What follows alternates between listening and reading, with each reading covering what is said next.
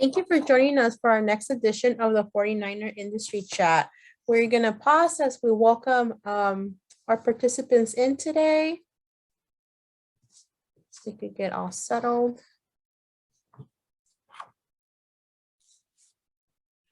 Thank you for joining us for our next edition of the 49er Industry Chat. Before we start, just want to let you know this session is being recorded and it will live on our website at csulb.edu/alumni.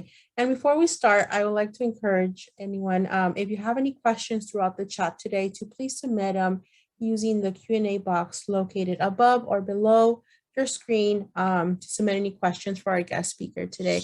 And now it's my honor to introduce our guest speaker for today's chat called Focus on Today's versus Tomorrow's Opportunity. As an aerospace engineer at Edwards Air Force Base, Victor Luquin is part of a team that supports the United States Air Force fleet through all phases of flight sciences testing, including planning, execution, and reporting. He earned his BS at CSULB with a double major in Aerospace Engineering, Aeronautics and Astronautics, and Applied Mathematics in Science and Engineering. During this time at CSULB, Victor completed 5 internships with NASA, 3 at NASA Langley Research Center in Hampton, Virginia, supporting the Landing and Impact Research Facility team, and 2 at NASA Glenn Research Center in Cleveland, Ohio, conducting research at the Ballistic Impact Lab. He also worked on a funded research project for the Army Research Lab while earning his master's in aerospace engineering at the beach with a focus in aerospace structures and materials. After graduation, Victor accepted a position as a flight test engineer with the Structures Flight. Currently, Victor is a structures engineer at the 411th Flight Test Squadron. Join me in welcoming our 49er Industry Chat, Victor Luquin. Thank you, Victor, so much for your time today and for joining us. Thank you for inviting me. Thank you. So we're very excited to hear about your chat and your journey today. And I know we're going to start with, you have a deck to kind of keep us on point today for our chat. Yeah. I think you should be seeing it now. Yes, we are able to see it. Thank you so much. So I think to kick us off, I like to start at the beginning. How did you come to Cal State Long Beach and why did you choose Cal State Long Beach? Or even maybe before, how did your passion for engineering start? Yeah, so I'll actually jump to that slide. I did have one. It's a common question that I do have or get. So how did I end up at Cal State Long Beach, right? So early on, I've always had a kind of a passion for aerospace engineering, specifically because of the mathematics involved, the ability or the thought of being part of a team that discovers something new, something unexpected. So it all kind of came together, honestly. It wasn't like I was a kid and I always thought I'm going to be an aerospace engineer. I just knew I was good at math, good at fixing things, loved to break things apart and figure out how they worked, and a passion just for space that I didn't really understand. And when I was actually applying to schools, when it came time to that, aerospace engineering was one of the top majors that Cal State Long Beach had. And again, it's due to the fact that Boeing and all the other major companies in the area had professors teaching there. A lot of their engineers would go back to Cal State Long Beach to get degrees. So I decided to go for it. I did have the opportunity to attend other UCs and CSUs, but when it came down to it, I had funding to attend Cal State Long Beach, guaranteeing that I could have finished my degree. And it was a degree that, again, was well respected in industry coming from Cal State Long Beach. So I decided to go to Cal State Long Beach. And that's honestly how I ended up there. In your elementary, middle school, high school, did you get, now they have a lot of STEM curriculum. Were you introduced to that, or just each subject just called to you? So from probably elementary to middle school, it was more subject to subject. When I got to high school, I attended Juan Rodriguez Cabrillo High School in Long Beach. I was born and raised in Southern California, and they did have an engineering academy. It was more focused on electrical engineering and manufacturing. And I've been humbled now to be a part of the advisory board there for 10 years, where we've developed an engineering aerospace side of it. So that honestly did help me kind of understand what engineering was, the different types of disciplines. And it honestly helped me guide me in the right direction of what school to attend and what program I thought I had an interest. Right. So you come to Cal State Long Beach, you're in the engineering program. What was your experience like? I know they have many programs for engineering. Like, did you get involved immediately? Did you wait some time? And maybe what kind of programs were you involved as a student? So yeah, when I came in declared as an aerospace engineer. My first semester, I honestly was finding it a little bit difficult to figure out exactly what clubs or what activities I wanted to do on site at school at Cal State Long Beach. They had a lot of great clubs, AIA to the Society of Automotive Engineers. I tried out a couple of clubs. Honestly, none of them piqued my interest. It wasn't that they were doing something great. It was more of, I just didn't feel passion for what they were doing. And I've always been a person who doesn't like to waste my time or waste the time of others. And I felt at that time that me being part of those clubs at the time was honestly wasting my time. But it doesn't mean that, they were not great. I have friends that were part of the rocket teams that now, work at SpaceX, or people that were in the Society of Automotive Engineers and now work for Honda, and AIA for now Boeing. So it's great opportunities that Cal State Long Beach offered. They weren't right for me. And I ended up deciding to focus more on my studies and ended up deciding to add another double major. So that's how I ended up to the double major, where I decided to spend that time instead and earn a Bachelor of Science as well, with a focus in applied mathematics. I saw the importance of having the mathematics toolbox in my belt for the aerospace specifically. So that's what I ended up deciding, which again was a great opportunity. The Cal State Long Beach staff helped me figure out a method of still completing my dual major degree within the 5 years, which usually takes 5 years to do one degree. So that was very helpful. Wonderful. So very impressive. I started to get some questions, but you did 5 internships, as a full-time student. How did you get your foot through the door with NASA? So the way I actually got my foot through the door again was, at the time, she's now retired. She was a great secretary that the engineering department had. She had great connections, and she would get constantly emails from people around industry asking for interns. So I think I got an email sometime my 3rd year at Cal State Long Beach. It was like a Friday night, and I got an email saying, "Hey, NASA's looking for interns. Applications due Monday." And I had never heard of the opportunity. I basically stood up all night, researched it. I thought I had a great chance. I then contacted 2 professors in the middle of the night. One of them actually applied. They were still upgrading papers. One from each of the departments for the engineering, the mathematics. And I said, "Hey, I need 2 letters. I hope you could provide them within less than 24 hours, 48 worst case, to try and apply to this opportunity." And they did. And that's what I mean with, I was so focused in doing the best I could at the time.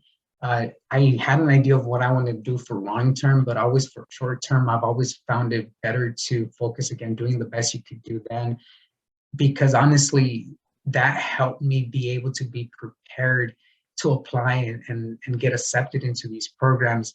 I didn't have to convince my professors to write me letters, because they knew how I was as a student and what I was passionate for. So they were able to write me great letters, which helped. And at the same time, the Career Development Center helped a lot, finalizing my application and ensuring that I was writing things in the way that would allow me to communicate what I was trying to tell to NASA in the selection committee. Right. And you talk about a couple things, I think it's so key that our students, build relationships with their professors, because you never know when you're going to need that recommendation letter, but also Right. they have great leads because they're experts in their industries, and also reaching out to programs that are already available on campus. Like, don't be afraid to reach out, because I think everyone on campus is here to help, you through that path. Right. And it's one of those where taking advantage of office hours, even if it's just to learn what your professor used to do in industry, and creating, like you mentioned, those network and those conversations that honestly, provide some guidance. There's a lot of things you could learn from someone, from their stories or what they struggled through during their career to try and figure out, what do I want to do? Right. Your internships were all out of state on NASA sites. Was a relocation piece ever a factor or to deter you, or a deterrent for you? Even now, professionally, does location play a role in this kind of work? So everyone wants to work in California. That's a big one. You can't blame people for wanting to move here. So what I learned, and the reason why I decided to keep going back East Coast for internships, was because honestly, one, research facilities tend to provide the best internships for students. They don't have an advisory board members of the business side that are pushing to try and make money. They're more on the study and trying to gain knowledge. So there's a lot of facilities East Coast that dedicate time to that, one of them being NASA and all their facilities across the country. But more importantly, the number of students that apply, not only because it's NASA, they do get intimidated, but two, the fact that no one wants to go East Coast for internships, because they all try to come down to Southern California to the major companies because it's California, helped. So I decided to apply East Coast. It was the first time, honestly, leaving the Western side of the US for me. Mhm. And I ended up doing some research that night when I was trying to figure out if to apply or not, because they did provide only a certain amount of money for stipend. And I had to determine how I was going to move from my hotel to the NASA facility. They didn't have great transportation systems.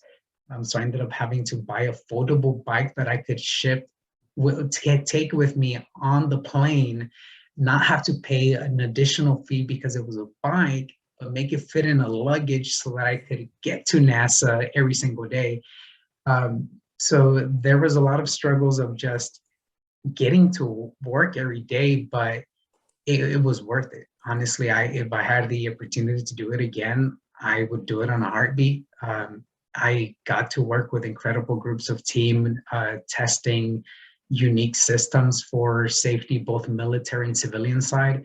I got to basically understand a crash test dummy, what it was, all the sensors that are involved in it.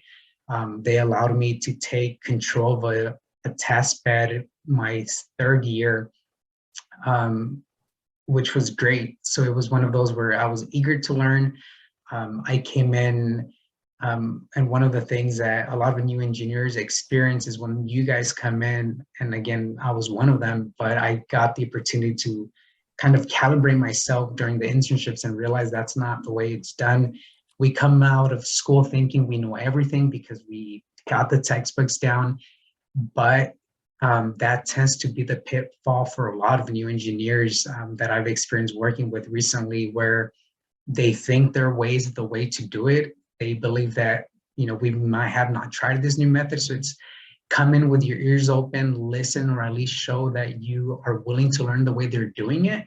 And then if you see that you can still do it a better way, then talk to them and try to explain that maybe there's a new method that that could benefit them.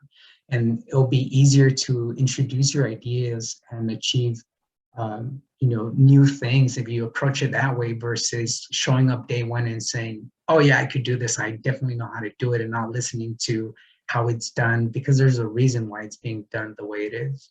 Right, definitely. Well, a couple of things. I think many times I met recruiters that recruit for our students, and they just talk about how resilient our students are. And you just prove that with making sure you make your bike work and fit in the luggage to get it, so you can get to work. We always talk about like what you learn in school and applying it into the workforce, but are there specific skills that you would suggest that our students or even recent alumni work on before they step in the workforce, that they could maybe spruce up right now? Right. Yeah. With the way that technology has been growing, and the way that we're starting to apply just artificial intelligence, honestly, to any data set that we have, um, having the ability to either learn how to code. It used to be a thing where we would have coders to create tools for us, or to develop a new process to analyze things, that you would basically go to and say, hey, we need you to develop this for us. It's starting to slowly shift a little bit more to, you should know it as if it was a different language. Coding has become one of those things where, if you want to stay ahead of anyone, competition, or talking international relationships with just data, between the data we have in our other competitors in other countries, knowing how to code and open source, for example, Python language, is taking over, and people are shifting from like programs that you might be using at Cal State Long Beach for coding that you all know. I won't mention the company, but it's one of those where people are shifting away from those tools to now the tools that are open source, where you have the ability to code anything you need. And it's mainly because the value in what we do, it's not in the tool that you develop, it's in the data that you're trying to analyze. So it doesn't matter if you create a tool that then someone else uses, because they're not taking anything away in reality. As long as you have access to that data and control that information, that's where the value is. And that's why major companies like Facebook and all of them, they have a lot of engineers that are data scientists, or they're analyzing data. But in the aerospace side of it, understanding what tool you're trying to use, or how you're trying to analyze the data, with the ability to then understand how to code that, gives you a huge advantage over your other colleagues in terms of seeing how you could innovate. We're big in terms of innovation down at where I work at the Air Force. And it's something where you have to stay ahead of the curve, and knowing how to do more than one thing, or seeing the big picture, helps. So knowing how to code, being open to learn new things every single day, honestly, will keep you ahead of the curve. Wonderful. And talking about keeping ahead of the curve, you graduate with your bachelor's in 2015, and then 2 years later you go for your master. What made you go for that master's degree, and do you think it's something you need to be in your industry right now? So, funny story, and it's kind of a one that I tend to like to share because of what happened. So from the beginning, I've always known that I wanted to go higher than a bachelor's. I've always aimed for a PhD. Mhm. So when I finished Cal State Long Beach, my double major, I knew I wanted to go back and get the degree. One, just for a personal desire, a personal goal. But secondly, yes, when I was looking for job positions at the time, when I was close to graduating, I realized that the job that I wanted to do required a master's degree. And it's now to the point where it's easy to find people with a bachelor's degree, and even to become more competitive, you need a higher education, be it a master's or higher than that.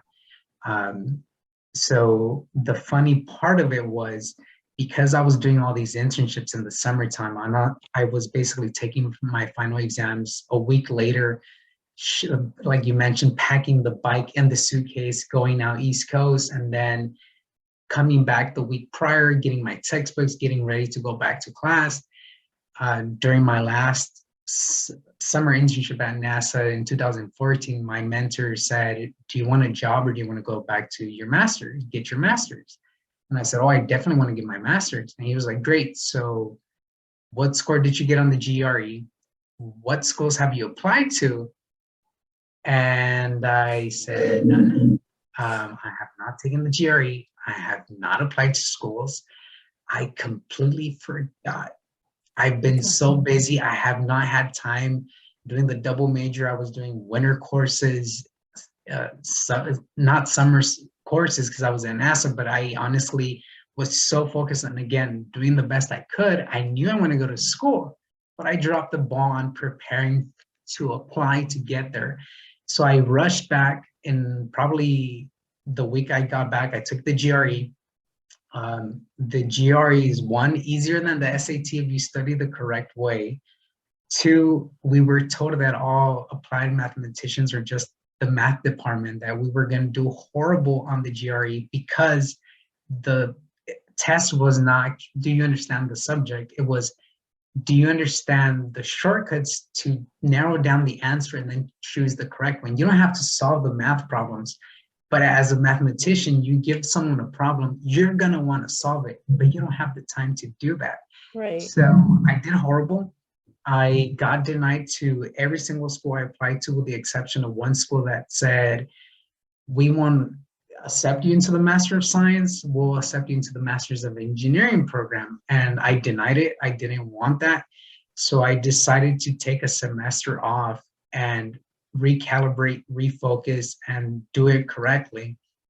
But even during that one semester, I took advantage of the Open University down at Cal State Long Beach to take 2 additional courses that I knew I could transfer into my master's program, and not fall completely behind off the schedule that I had set for myself. And during that time, I applied to a couple schools, learned the truth of graduate school.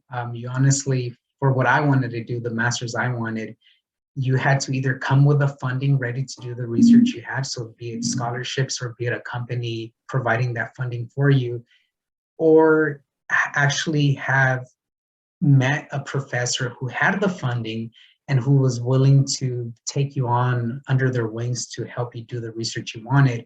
I got rejections in the sense of the professor was saying, I already have someone, I don't have funding to take you on. Maybe find the funding and apply again. But I also had leftover scholarship money that guaranteed I could finish my master's at Cal State Long Beach. And I had professors there that were working on that Army Research Lab project. And we basically talked. I got accepted back to Cal State Long Beach. I took the offer to be part of that research team for the Army Research Lab. And that's how I ended up pushing for my master's. But I do believe, from what I've experienced, the way that we've been hiring recently too, we honestly focus on anyone that has a master's. If there's a couple bachelor people that we are interested in, we'll try to push these programs I'll mention towards the end, because they do help you pay for those degrees. And it's becoming very competitive. A bachelor's honestly is becoming your new GED, and a master's is becoming kind of your new bachelor's of science. So having a higher education honestly is helping a lot. Wonderful. Well, what a great story that, you didn't give up. You kept on fighting for it, and congratulations. Thank you. Can you talk about your experience in the flight science testing? Like, are you only involved on the planning and analysis side, or the simulation side as well? Right. So in terms of what I do currently, and to try and answer one of the common questions I always get, I'm a civilian for the Department of Defense, specifically the branch of the Air Force. We are civilians, but work under the Air Force side of it. So you don't have to be enlisted a lot. That's a common mistake that people think. And sometimes when I do go recruiting, I have people saying, oh, no, I'm not interested. I don't want to enlist. You don't have to enlist. It's a civilian job. You get to wake up and go home every day. So what I do, or what I belong to, is down near Mojave Desert. It's known as the center of the aerospace testing universe. Basically, every platform of an aircraft that the Air Force has at some point stops by, and we test it to guarantee that it's capable of completing its mission. What that entitles is basically, I'm involved in the testing planning cycle of it, where whenever we're going to do a new set of testing, we just ensure that we have the right instrumentation, we understand what we're trying to test or measure, that we're able to analyze the data. How are we going to analyze it? Do we have the tools for that? Do we have to develop them? And actually, once we're done with all the testing side of it, all the planning for it, we then actually go and test. What that involves is basically, there's an image here of like a control room similar to what we have in our control rooms. It's, imagine either a SpaceX control room or a NASA control room, where all the engineers and of different disciplines, people that are looking at the quality of how the aircraft flies, to how the engine is performing, how the structure side of it is performing, which is my field, to then, people that are making sure we're staying off from other aircraft around the area, execute a series of testing to ensure that we're testing the aircraft to its limits, to ensure that it's capable to support the warfighter when we have to go in the mission. And that's basically us sitting, looking, for example, at data coming into the control room and making calls real time to ensure that we stay safe and effective. We care a lot about the pilots ensuring their safety, and at the same time, the aircraft, which is worth, millions of dollars, if not in times at billions. Once we test, we then collect all the data, write reports, make our recommendations. And again, we're big on innovation. So recently, I've been leading a team that's developing an artificial intelligence tool that is pushing the way we test now. We haven't really changed the way we test in the past probably 35 years. And we're finding new ways of how to innovate to ensure that we stay safe and we stay effective and efficient. So that's honestly what I do on I don't want to say a daily basis, because these programs take anywhere from, they could be a year to 5-10 years if it's a new platform. And I've been, grateful to be part of the F-15 team that's been testing the new version, which is now, you could call it the F-15EX. It's the one there that has some of that orange paint on the wings, to now working on the F-22 to ensure that it stays as one of the top aircrafts that our country has, but not just in the country, but in the world. So it's great. What we do is great. It's unique. And if you love to test, it's something that, it's hard to describe it. It's just something I'm passionate for. Do you get to jump on board the planes as well, or you're just behind the scenes on the computer? So on the F-15 of it has 2 seats. So that is a possibility. The way we do tend to reward our engineers by potentially, if you become one of the top performers, let's say of engineers, they'll put you on the list. And what that means is one day you'll be able to fly on the back of an aircraft with an actual pilot during a mission. So most of those are like F-16s now. We do have engineers that actually have to be on board certain aircraft, mainly like cargo aircraft or tankers, where they're actually collecting data and analyzing it on the aircraft. So there are engineers that are civilians that are on these aircraft flying, and others that we do get to be, tag along on a joyride and see if you could hold down your breakfast. Right. That must be exciting. Is majority of the team that you work with like enlisted members of the Air Force, or is majority of your team civilians? And then what additional training, if any, is provided to if you need a military clearance? So in terms of civilians or Department of Defense actual enlisted personnel, um, at Edwards, it's majority civilians, but we do have a lot of military personnel that we interact with. So it's one of those where you kind of have to remember ranks and make sure you say sir, ma'am to the people that are supposed to um, be told that or refer that way. In terms of training, what we do is very unique. There's no school that honestly provides the training that you need to work at Edwards. So we do a lot of training. We have monthly training courses.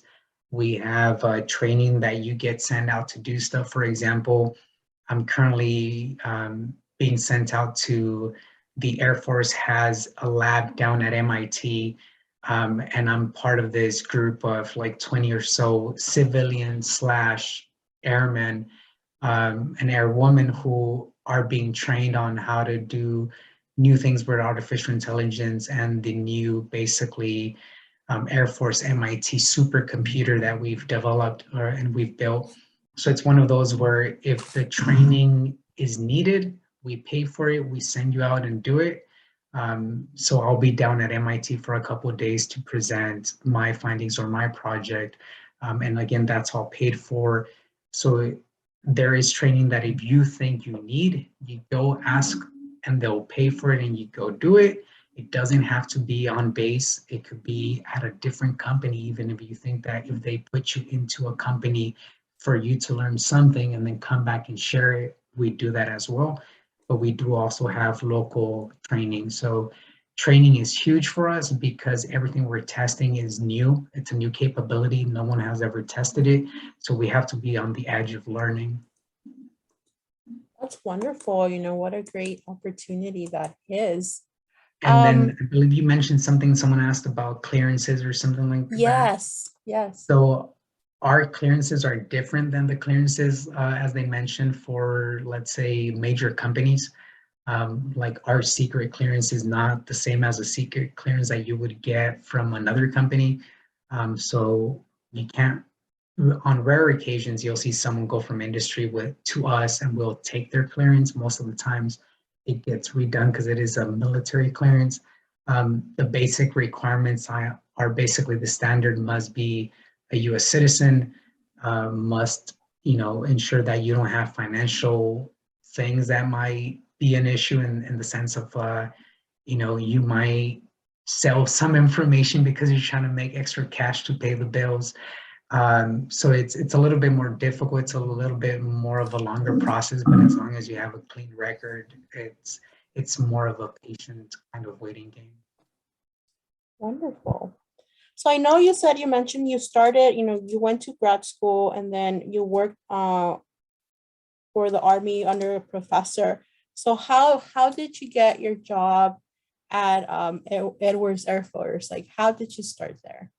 So that actually happened through Cal State Long Beach at the career fair. We For Edwards, it's slightly changing the way we take resumes and how you apply to positions. It used to be Edwards would go down to the schools, and we still go to all the major schools that we are interested in that have great aerospace programs or mechanical or whatever we're looking for. And Cal State Long Beach has been one of those schools that we've honestly been there probably every single year, even virtually now with COVID. So I showed up to the career fair. I saw Edwards. I had no idea what they were doing, but I saw testing universe, and I was like, I'm interested. So Mhm. I spoke to the engineers. They tend to send engineers more than HR personnel to figure out what they were doing, understood what they were doing on a daily basis. I was very interested. I could see myself doing that kind of job. I left my resume. I walked away, and I got a call probably a couple of weeks before kind of the last exam before finals week. got a call and said, hey, I got your resume. We got it from Cal State Long Beach, the STEM career fair in the fall.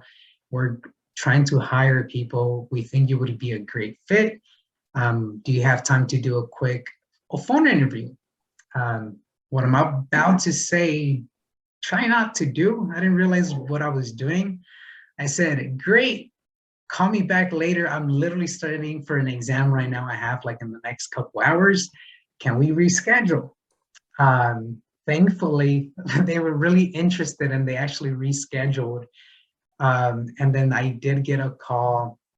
We had the phone interview. It was great. They invited me to come down. And I did again the thing you should probably not do, which was great. Can we reschedule? Walking that day, I really want to graduate and walk. And they said, great, we could only push one day. So finish your walk, drive down here, and we'll see you tomorrow morning. So I did do that. I got a whole kind of a show and tell down at Edwards. And that's when they extended their offer. But I would have never known what Edwards Air Force was, with the exception that they were basically down at Cal State Long Beach's STEM career fair in the fall, and that's the way I ended up connecting with them. Wow, wonderful. Again, it goes to speak to about the programs that the university offers to our student. Just make sure that, keep your eyes and ears open for the opportunities that might hit you. You never know. So I know we talked about how you got there. Like, what does your day-to-day look like as an engineer? Yeah, so it depends on what we're doing. So if we're testing, for example, yesterday, I'm about an hour away from our facilities. So I had to wake up at 4 a.m. to go in to make sure that we were ready to test, do our morning brief to ensure we knew what the weather was, what we were going to test that day, where we were going to go fly, and what we were going to do. And then I basically was in that control room you see right there from probably somewhere between 9 and 10 a.m. until 5, 6 p.m. We're really testing one after another and refueling in the air. So there's days where we go in, don't see the sun come up, and when we leave, we don't realize that it's already nighttime and you got to go back home to either come back and do it again the next day, or to then go back and request the data you just flew the night before or the day before, analyze it to decide what you're going to do next. That's what it usually is during execution for testing. When you're planning, again, you're talking to contractors, you're talking to other disciplines, trying to come up with the best plan to test this new thing you're trying to test, and ensure that you deliver by a deadline. Or if it's reporting, then just ensuring that you submit your reports on a timely manner, and you present the data in a way that anyone could understand, not just an engineer, maybe someone in the business side of it that is maybe trying to get a better price on the jet, or trying to communicate that, hey, this is not exactly what we asked for, so you got to fix it. Or innovating, where I wake up one morning and I have an idea of how to do something, and I'm literally coding all day, or I'm working with a team to try and figure out how to develop a tool that we need to analyze our data. Wonderful. I just got another question, but there's a lot of media coverage around the first flight test for the Air Force Hypersonic booster. Do you see a lot of research and testing to correct and enhance hypersonic weapons moving forward? Yeah, that's a thing that's huge right now across any country. You could say that any engineer that works in any country or any company, that will be a huge testing effort. It'll be an interesting one. Specifically, the biggest one that you could probably think of for those of you in the industry of aerospace is what the shock waves are going to do if they're flown over, residential areas. There's a reason why we don't do, the Concorde is gone in the sense of because of the accident it had, but more specifically because of the sound waves it created and the fact that it breaks glass, which we do that still from time to time, flying these jets over certain areas. We do go fly over the ocean or areas where there's no people, because there's effects of aerodynamics and fluid dynamics that affect people that we don't want them to. So it'll be interesting where we decide to test those hypersonic new weapons and how we're going to do that, the capability and the instrumentation we need to make sure that we collect the data we need. So it'll be an interesting thing for those that for those who choose to decide to do that. But yeah. That's wonderful. As an engineer, did you ever take communication or public speaking classes? How important is it in your work to be able to articulate and share your findings and recommendations? Yeah, I did. As an undergrad, I took some public speaking courses, not because I thought I was going to need them, but honestly, I would have taken more if I could. I did take more of the technical report writing courses that Cal State Long Beach offered. I think it was called English 317. It was actually a course that was an option for the math majors, not for the aerospace, but it was a course that helped you understand how to write technical reports better. It's huge. There might be a chance one day I walk into work and I'm told you need to go talk to either a general or a commander and explain quickly, what are you working on? What do you need resource-wise to execute a mission? So it comes down to being able to put everything in simple terms that anyone could understand. So having that ability and that capability to do that, to simply take something very technical, putting it in the simplest terms to get what you need to do your job is very valuable. And if you have the opportunity to do that, please take advantage and do so. Wonderful. So I know you said when you guys are recruiting, you send out your engineers. So have you been part of the recruiting team? And yes. Then what are you looking for when you're recruiting staff? So I have. I've actually, I believe, done it twice at Cal State Long Beach. I've gone to USC and other schools to recruit. I'm not gonna lie, I prefer to recruit at Cal State Long Beach than USC. Of course, you have to recruit from the family. I honestly think we're better prepared. That's another reason. Anyway, so there are things that I do look for. The government has a rule of we don't hire anyone with a GPA under 3.0. It's set by the Hill, which is basically where the main Air Force HR department lies.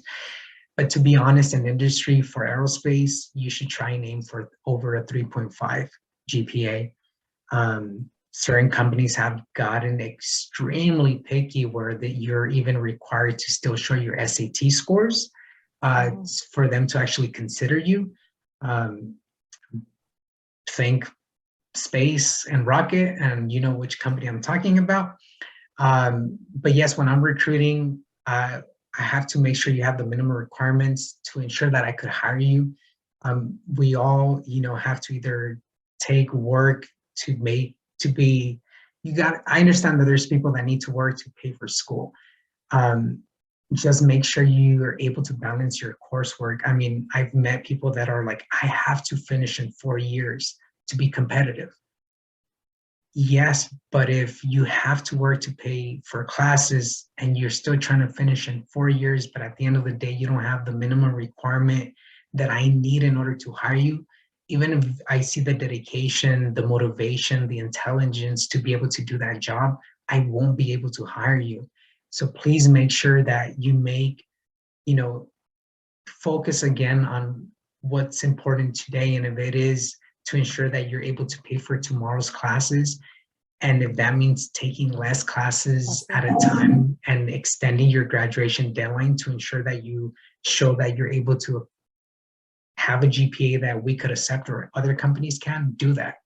It's way better to take, 6 years to complete a degree than trying to do it in 4, because I would rather you have actually learned all that knowledge or most of it while you were attending Cal State Long Beach, for example, so that I could hire you. The other thing is, yes, you can network. Make sure you network with, either your local chapters. They have great resources to try and get into those doors for those positions that you'll be trying to get into. Stay informed of what's happening in industry. AIA has a great daily newsletter, or just simply research what's happening in policy, international relationships. That tends to give you a big picture of where the aerospace industry is heading, to ensure that you understand that maybe what you want to do is not what you're going to see as job opportunities when you graduate. I mean, when I went in, I wanted to do space. My thing was always space, space, space, space. But if you look at industry now with space tourism and these companies that are starting to send people to space, that would have, if I would have graduated around this time, I would have realized there's probably more opportunities to go in that route right now versus what I was trying to do back then. So staying informed, volunteering, participating in hackathons, datathons are also great ways to get involved in. It show that you've applied what you've learned outside of the classroom environment. It's a great way to show that you're ready for industry as well. Wonderful. What great advice, for everyone watching and for things to think about. So I know we're up against time. I know you shared this advice, but any final thoughts, observations, recommendations, words of wisdom? And I know you're gonna talk about the recruitment as well. Yeah, so again, be open-minded. I've always tried to be honest with the people that I'm hiring, that hired me, or that I'm hiring, in terms of what their expectations are. A lot of people tend to sugarcoat some jobs because either they have a better retention rate. Like if I was recruiting you, I'd tell you, you have to be okay living in the middle of nowhere and the desert, or driving down from Pasadena for an hour and 40 minutes to come into work. The stuff we do here is great, but there's nothing to do around here, and there's a reason why we're in the middle of nowhere. So try to be honest, or try to be straightforward with people when you're looking for positions, so that you end up at a position where the people you're working for care about their workers. Honestly, that's probably the number one thing to look for.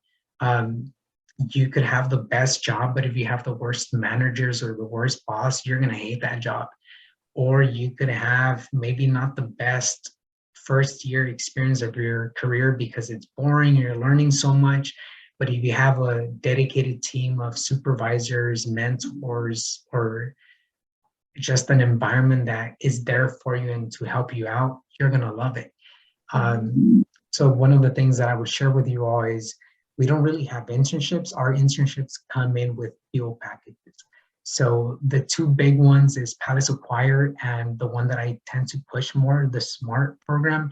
It's a Department of Defense scholarship where we pay for your undergrad, we pay for your graduate school, we pay you during your internships, so during the summers.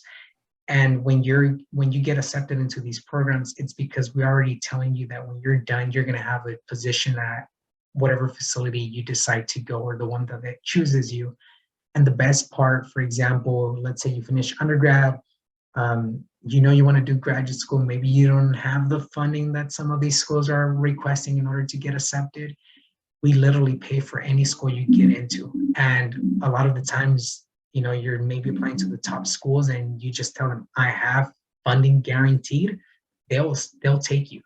And the great thing about both of these programs is you still get your salary as you're going to school. So it's one of those where we're paying for everything, and at the same time, you're getting your check in the mail like if you were going to school. I mean, you were going to work. And then there is a catch. The catch is we've invested so much into you. There is a time requirement for like every year that we pay for your school. I honestly don't know it because I haven't been part of it. I've been looking into the Smart Scholarship Plus, which would basically pay for my PhD, send me out to whatever school I want, get my salary, and still finish and then come back and be there for a couple of years in the DoD at any facility to pay back that initial investment they did in me. In terms of if you're already in industry and you're trying to convert into going to like a government route of a position, the AFC Civilians Careers website is kind of a new one where they post positions across the Air Force that they have across the world for positions, not only for STEM majors, but for the business side of it as well. Or if there is an aerospace, resume out there, I believe Noemi's team is gonna accept them. They'll forward them to me. I'll take a look at them and I'll send them to the positions that we have available. If I think you're a great fit, you'll either hear from me or from my bosses, and we'll invite you over to come down and hopefully we get to work together. Wonderful. Well, thank you so much for offering to take a look at any one of our alums or students' resumes for that. Any parting words before we go? I follow your passion and remember to not try to focus a lot of, again, the reason I decided on the title of focus on today's opportunities versus tomorrow is I've seen again constantly with new hires where they have great goals of what they want to do, so many years from now, or where they want to be, which tends to affect their ability to focus and ensure that they're doing the best they can now. To be honest, a lot of the most unique opportunities I've received is people coming down to me and asking, are you willing to do this? Or do you want to do this? We've noticed that, you're doing this, it's great. We think this could be a great fit for you. So it's one of those where even myself now, I keep my eyes open on the new hires. Even though I've been in the government only for 3 years, I've been able to do certain things because, again, I do the best I can.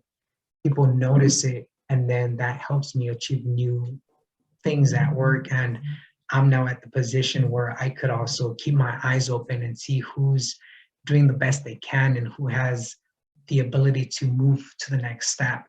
So a lot of us get focused on where we want to go, but remember, by doing the best you can today and taking advantages of those opportunities will help others see that you're ready for that next step. Definitely, just making sure you're ready for it and showing up is key. Well, thank you, Victor, so much for your time today. We learned a lot. Again, thank you again for offering of your time to work with our students. So if anyone wants to send over your resume, please email it to alumni@csulb.edu, and we will make sure to get it over to Victor. Thank you for joining us today, and please follow us on social media or visit our website to learn about our future chats, and we thank you for attending.